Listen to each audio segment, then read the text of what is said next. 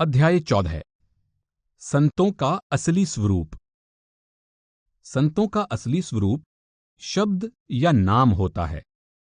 वे शब्द या नाम में से ही आते हैं और हमारे ख्याल को शब्द या नाम के साथ जोड़कर उसी नाम में वापस जाकर समा जाते हैं।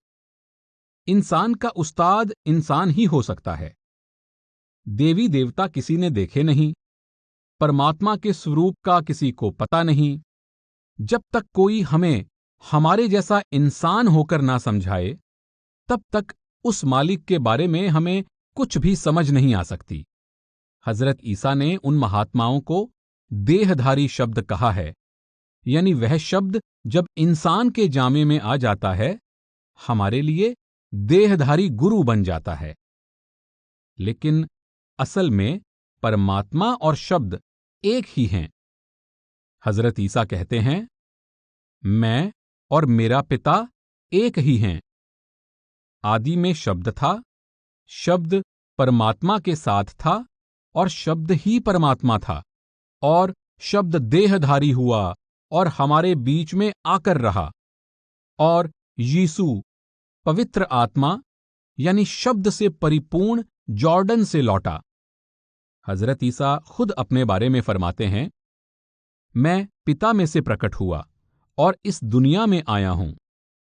मैं दुनिया को छोड़ूंगा और वापस पिता में समा जाऊंगा। आगे कहते हैं, जब मैं दुनिया में उनके साथ था, मैंने उन्हें तेरे नाम से जोड़े रखा। जिनको तूने मुझे दिया था, उनको मैंने संभाला और किसी को भी नहीं खोया। अर्थात, हे मालिक, जितना समय मैं दुनिया में रहा, मैंने उन सब रूहों की संभाल की जो तूने मेरे सुपुर्द की थीं, और उनमें से किसी को भी गुमराह नहीं होने दिया। मालिक और मालिक के भक्तों में कोई फर्क या भेद नहीं है। वे मालिक की भक्ति करके मालिक का ही रूप हो जाते हैं। वेद का कथन है, ब्रह्मवेत्ता ब्रह्म एव भवति, कि ब्रह्म को जानने वाला ब्रह्म ही हो जाता है। जिस प्रकार समुद्र की लहरें समुद्र में से उठती हैं और वापस समुद्र में ही जाकर समा जाती हैं, इसी प्रकार एक लहर का समुद्र के साथ जो रिश्ता है, वही मालिक के भक्तों और संतों का उस मालिक से रिश्ता होता है। संत उस सतनाम के समुद्र की लहरें होते हैं, जो दुनिया में आकर हमारे ख्याल को शब्द या नाम के साथ जोड़कर, बल्कि हमें साथ ले जाकर उसी सतनाम के समुद्र में समा जाते हैं। परमात्मा जब हमें देह के बंधनों से छुड़ाना चाहता है, तो वो खुद गुरुमुखों के अंदर बैठकर हमारे ख्याल को शब्द के साथ जोड़कर हमें वापस ले जाकर अपने में ही मिला लेता है। गुरु अर्जुन साहब फरमाते हैं, हर का सेवक सो हर जेहा, पेद न जानहो मानस देहा। ज्यो जल तरंग उठे बहुपाती, फिर सललै सलल समाएदा। गुरु नानक देव जी फरमाते हैं, सतगुर विच आप रखियोन कर प्रगट आख सुनाया। परमात्मा गुरु के अंदर बैठकर ही बोलता है। बिन काया ब्रह्म कैसे बोले, ब्रह्म बोले काया के ओहले। गुरु नानक साहब समझाते हैं, गुरु में आप रखया करतार। गुरु रामदास जी फरमाते हैं, समुंद विरोल शरीर हम देखया, एक वस्तु अनूप दिखाई। गुरु गोविंद गोविंद गुरु है, नानक भेद ना पाई। गुरु साहब समझाते हैं कि हमने शरीर के अंदर शब्द की कमाई करके देखा है कि परमात्मा और गुरु एक ही हैं, दोनों में कोई अंतर नहीं। गुरु अर्जुन देव जी फरमाते हैं, गुर परमेसर एको जान। मौलाना रूम साहब फरमाते हैं, दर बशर रूपोश कर्द अस्त आफताब, यानी मनुष्य के अंदर सूर्य अर्थात प्रभु ने खुद को छिपा रखा है। यही बुल्ले शाह समझाते हैं, मौला आदमी बन आया। कबीर साहब भी यही फरमाते हैं, राम कबीरा एक है, कहन सुनन को दोए। दो करि सोई जानई, सतगुरु मिला न होए। बाइबल में ईसा मसीह कहते हैं, मुझ में विश्वास करो, मैं पिता में हूं और पिता मुझ में है। स्वामी जी महाराज भी यही फरमाते हैं, राधा स्वामी धरा नर रूप जगत में, गुरु होए जीव चिताए। राधा स्वामी से मतलब उस कुल मालिक से है।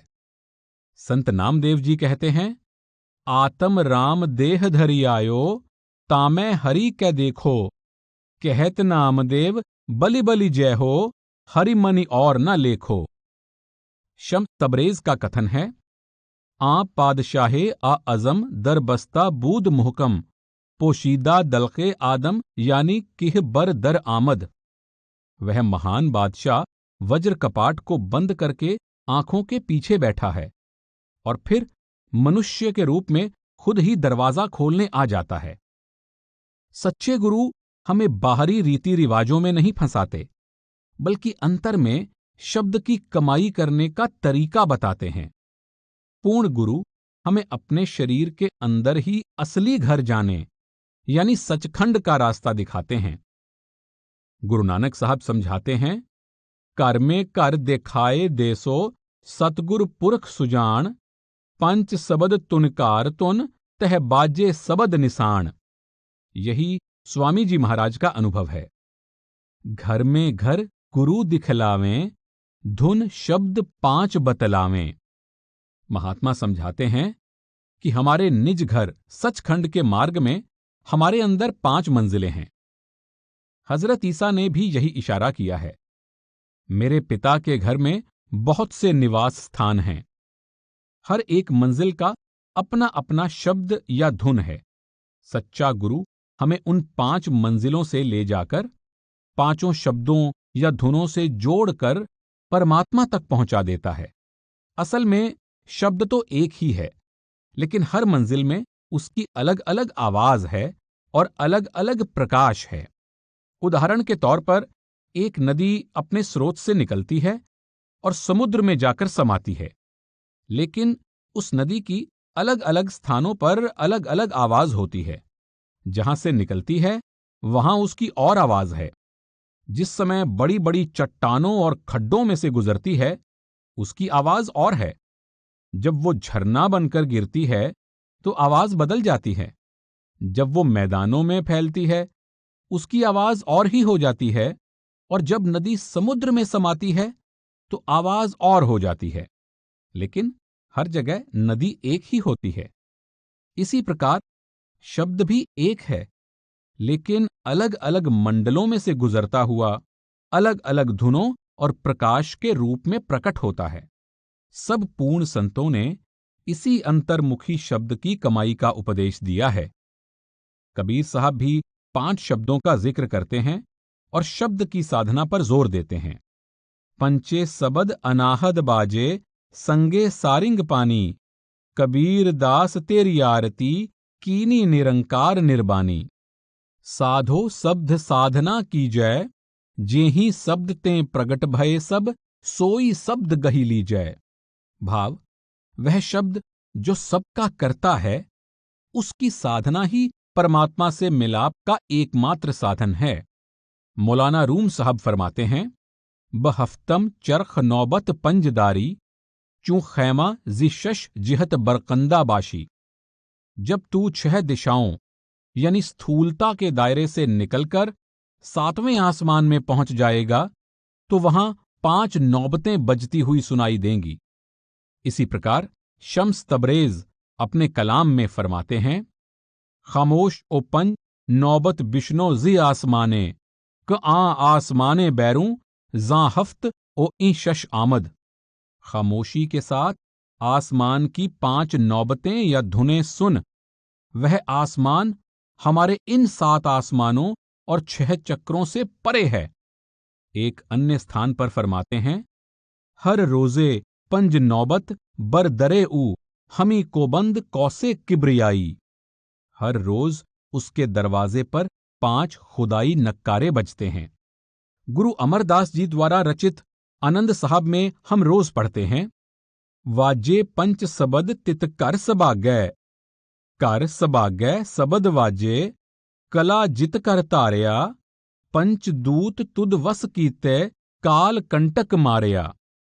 बेणी जी आदि ग्रंथ में फरमाते हैं, पंच सबद निर्माइल बाजे, टुलके चवर संख कन गाजे, दलमल दैत हो गुरमुख ज्ञान, बेणी जाचै तेरा नाम।